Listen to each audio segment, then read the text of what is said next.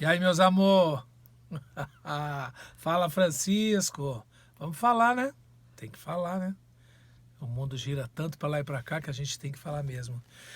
Eu estava falando no outro vídeo, aí interrompeu por motivos técnicos, mas vou continuar. Estava falando da minha avó Gianina. Eu sou um menino criado por avós, né? Os meus primeiros contatos com o amor, com a delicadeza, com o carinho, com a serenidade, a proteção, o amor, né? Que envolve tudo isso, se deu sobretudo com avós, com mulheres mais velhas, né? Mais sábias. E essa avó era mãe de meu pai.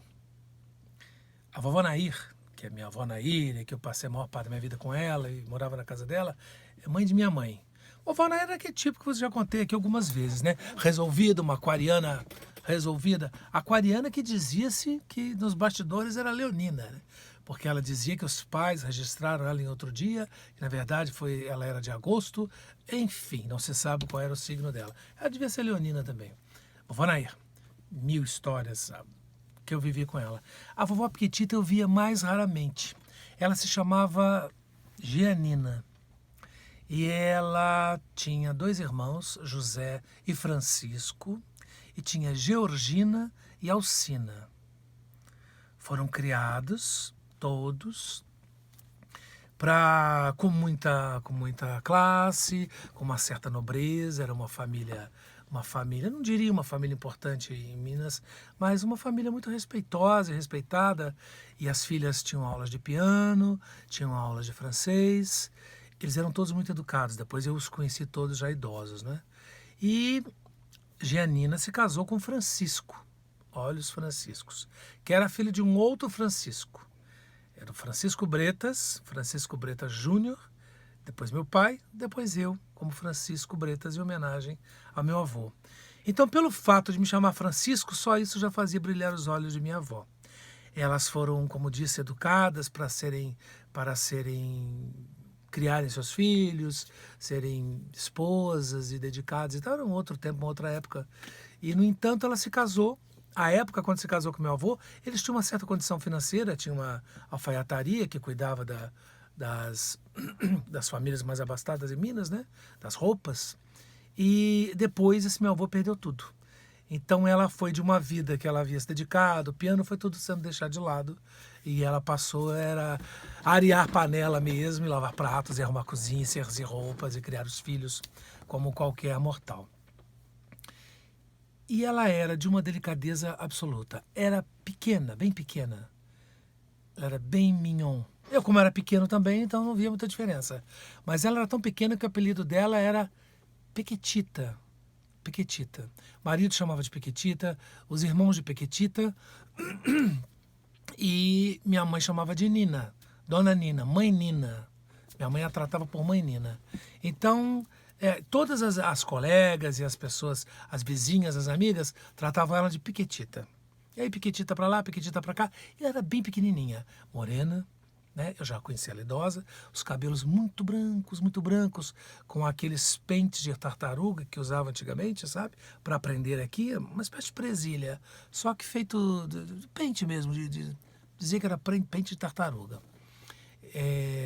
Sempre com um casaco azul marinho de veludo e uma bolsinha preta de verniz, e os sapatinhos combinando, muito educada, muito meiga, falava baixo e carregava, muito delicada, né? E carregava sempre na bolsa quando ia nos visitar, o lado mais pobrezinho da família, lá ia ela levando as crianças, né? Que não éramos crianças que podia ter Danone e Coca-Cola todo dia, não tinha nada disso. Tinha uma bananeira no fundo do quintal, e era lá que a gente comia as sobremesas. Vovó Pequitita era muito delicada. E quando ela ia a Juiz de Fora, porque ela morava com uma outra irmã no Rio de Janeiro. Eles se mudaram para lá, a filha dela Edith, ela teve 3 filhos. Edith, Edson e Diná. Ao seu tempo falarei sobre essas 2 tias, que era Diná e Edith. Tem histórias muito interessantes com elas. E a tia Edith, então, se casou e foi morar no Rio de Janeiro. E levou a mãe, que a essa altura estava viúva, para ajudá-la com as crianças, com os filhos dela, e a irmã também. Então ela vinha de tempos em tempos a Juiz de Fora. Naquela época a viagem do Rio a Juiz de Fora levava 4 horas e meia. E ela umas 2 vezes por ano vinha a Juiz de Fora. Para quê? Para visitar os irmãos e fazer um circuito visitando as amigas. E sempre ela me chamava para ir junto. Eu ia, porque eu sabia também que no final daquelas visitas, primeiro, quando chegava na casa dessas visitas, é tradição em Minas, não é? Colocava-se uma mesa de café. A gente não ia no horário do almoço, íamos no horário do café da tarde. Então tinha aqueles sequilhos, broa de milho, bolo de fubá, aquelas compotas com figo em calda, e leite, e café. Era tudo muito bom. Saía da normalidade da minha vida, da minha casa, não tinha nada disso. Aí eu sentava, me comportava, e ela sempre me dava o braço, e íamos conversando. Ela era foi um dos primeiros adultos a me tratar como pessoa, a me tratar como um ser pensante e com sentimento. Os pais e mesmo Vonaí não entendiam nada que fosse pessoa. Era criança e precisava tomar uns corretivos e tomar tenência na vida. O que acabou dando certo, de certa forma, né? Ela não. Delicada, levava sempre um chocolate, tirava da bolsa, chocolate Globo. Ele era preto, tipo batom, só que ele era preto, chamava Globo. E nos dava aos meninos todos. Era a visita da delicadeza. Eu amava esta avó, mas eu amava e amo esta avó com toda a força do meu coração, pela delicadeza com a qual ela me tratava, pela atenção que ela me dava, com o carinho e os beijos e os afagos, e me ouvia. Ouvia sobre o meu mundo de menino. E me lembro uma vez que meu pai caminhou para me bater, eu fiz alguma traquinagem, eu respondi, meu pai veio com um cinto para me bater, ela, de 1,40 m, 1,5 m, se pôs na frente do meu pai, que tinha 1,88 m, enorme, e ela disse para ele, olhando para cima, você não vai bater nele. Se você for bater nele, você tem que bater em mim primeiro. E aquele homenzarrão baixou a cabeça, mas mamãe, ele... Não vai bater nele, Edson. Ponto final. Meu pai baixou a cabeça, se resignou, pediu desculpas a ela, mesmo ele estando errado. E ele se afastou. Foi uma demonstração de proteção, de carinho, e a vida inteira assim. Me lembro dela na minha primeira comunhão. Ela e vovó Naíra, tem uma foto das duas, uma ao lado da outra, e eu no meio pequenininho, segurando uma vela, com um laço e de gravatinha. E era minha formatura também no ensino fundamental. Vovó, esses passeios, ela dizia assim, você não tem vergonha, não? Eu acho que você tem vergonha de ficar saindo comigo. Eu falei, vó, claro que não. Que vergonha, tenho um orgulho da senhora incrível, meu amor pela senhora. E eu era, de certa forma, um dos protegidos, ou protegido, porque era filho do único filho homem dela, e tinha o nome do marido dela já falecido, né? Então ela batia no meu ombro assim antes de entrar nas casas e dizia, meu maridinho. E íamos visitar as amigas todas, né?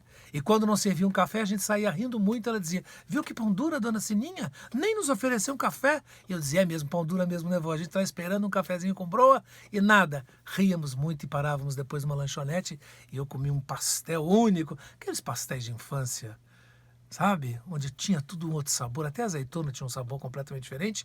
Comíamos aquele pastel e tomávamos um guaraná feito em Juiz de Fora, ainda é feito. Pequenas garrafas, chamado Guaraná Americana. Você veja um Guaraná em Minas chamado Americana. Ainda tem lá. E é muito bom.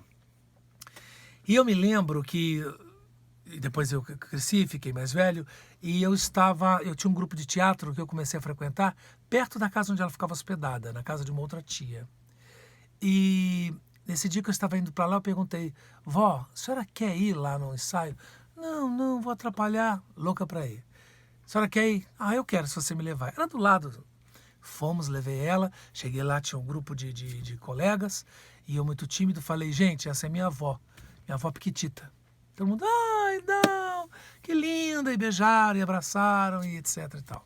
E ela assistiu o ensaio, me lembro da peça que chamava-se Cala a Boca e Teovina. E eu não me lembro se eu estava fazendo a peça, eu lembro que eu estava na plateia, acho que vocês têm direção, não importa. Ela passou a noite ali, ela se divertiu muito, todos foram muito atenciosos com ela, ela adorava a juventude. Saímos dali, levei ela até a porta da casa dela, ao lado. Ela disse, vai embora, meu filho, Dona Nair deve estar preocupada, já é tarde, eram 11 horas. E eu falei, tá bom, vó.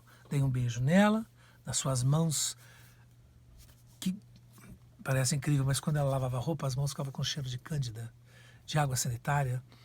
E aquele cheiro me lembra a infância e me lembra ela, muitas vezes. E aí beijei a mão dela, era uma época que você pedia a bênção, eu pedia a bênção dela e desci.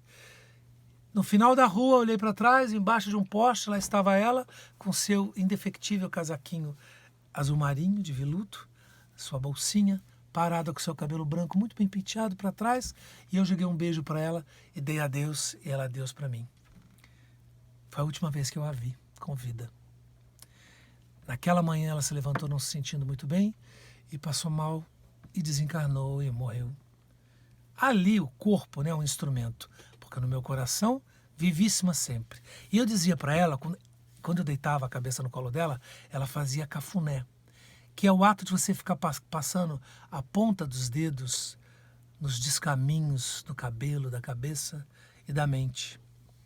Nunca me esqueço desse som de pelos, fios de cabelo sendo alisados por dedos humanos. Isso desperta em mim uma delicadeza sem fim nessa hora. Isso desperta em mim uma serenidade, uma coragem para olhar a vida com outros olhos, sabe? Com olhos de quem foi acariciado por Dona Piquitita e Dona Naia. Me lembro que na manhã seguinte, lá estava o corpo dela sem vida, uma expressão serena, e eu havia estado com ela na noite anterior. E eu dizia para ela o seguinte, eu dizia assim, vou estudar teatro e vou ser um ator. E vou ser um ator muito famoso, e vou ser muito rico, e vou ganhar muito dinheiro, e vou ter muito, muito dinheiro. E aí, quando eu for bem famoso, depois que eu estiver bem famoso, eu vou comprar uma casa. Essa casa vai ter uma escada em caracol, e à noite eu vou estar lá na beira da escada e eu vou dizer para a senhora assim, vamos ao cinema? Vamos sair? E a senhora vai descer aquelas escadas com vestido de gala, lentamente, como nos filmes da Metro, e eu estarei lindo, já homem feito, esperando a senhora para levar um baile numa festa onde a senhora vai ser vista e admirada e invejada por todas as mulheres do mundo.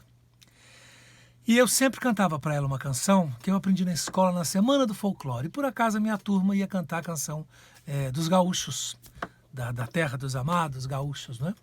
Do Rio Grande do Sul. E eu cantava essa música para ela. Vou cantar para vocês, se eu me lembrar. É assim. Adeus, Sarita, vou partir para a montanha, levando minha boiada para vender lá na feira.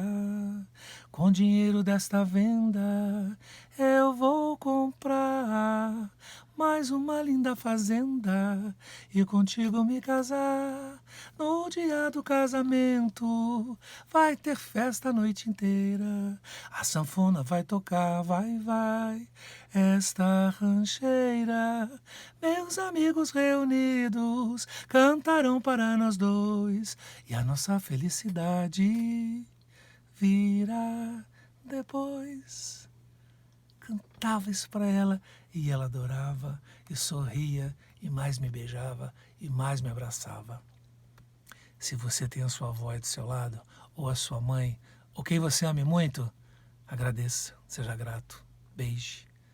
Fala que ama, enquanto há tempo para isso. Abrace, beije muito, muito, muito. E saiba que esse tempo aqui, neste veículo, nesta nave carnal e humana, dura pouco. É rapidíssimo. Portanto, cada minuto ao lado de quem se ama tem que ser infinito. Infinito. Aproveitado com toda a delicadeza do mundo. Porque dura pouco, pouco, pouco, pouco, pouco, pouco. A vida é um susto, como diz Mei Mei. Um beijo a vocês. Cuidem daqueles que vocês amam. E boa semana. Tchau. E aí, meus amor, não se esqueçam, hein? Deem um like, se inscrevam no nosso canal e ative lá o sininho para quando tiver um vídeo novo vocês saberem que a gente está aqui, cheio de novidades, cheio de histórias. Algumas tristes, outras alegres, outras nem tanto, alguns protestos, mas sempre alguma coisa legal e boa para falar para vocês. Beijo, não esqueçam, se inscrevam e chamem os amigos, tá bom? Beijo!